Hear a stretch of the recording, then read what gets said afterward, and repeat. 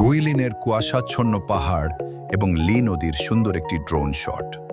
ভাবুন তো, এমন একটি জায়গার কথা যেখানে চোখ মেললেই দেখা যায় আকাশে মাথা উঁচু করে দাঁড়িয়ে আছে হাজারো অদ্ভুত আকৃতির সবুজ পাহাড়, আর তাদের বুক চিরে বয়ে চলেছে স্ফটিকের মতো স্বচ্ছ নদী।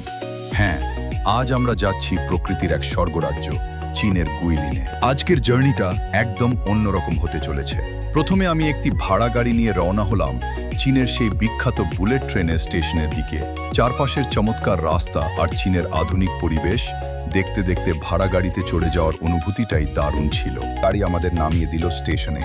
ভাড়া মিটিয়ে আমি সোজা চলে এলাম বুলেট ট্রেনের প্ল্যাটফর্মে। চীনের এই হাই স্পিড বুলেট ট্রেনগুলো দেখতে যেমন চমৎকার, এদের গতিও তেমনই অবিশ্বাস্য। প্ল্যাটফর্মে এসে ট্রেনের জন্য কিছুক্ষণ অপেক্ষা করতে হলো। স্টেশনের আধুনিক ডিজাইন আর চারপাশের ব্যস্ততা দেখতে দেখতে বসে রইলাম।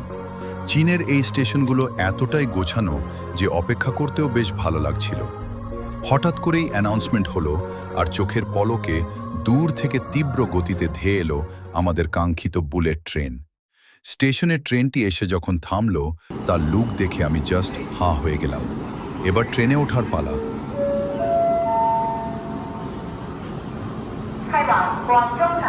আর দেরি না করে ঝটপট ট্রেনের ভেতরে উঠে পড়লাম। ভেতরের পরিবেশটা জাস্ট অসাধারণ, একদম প্রিমিয়াম, পরিষ্কার আর আরামদায়ক। ট্রেন যখন চলতে শুরু করলো, জানলার বাইরে তাকাতেই চোখ জুড়িয়ে গেল।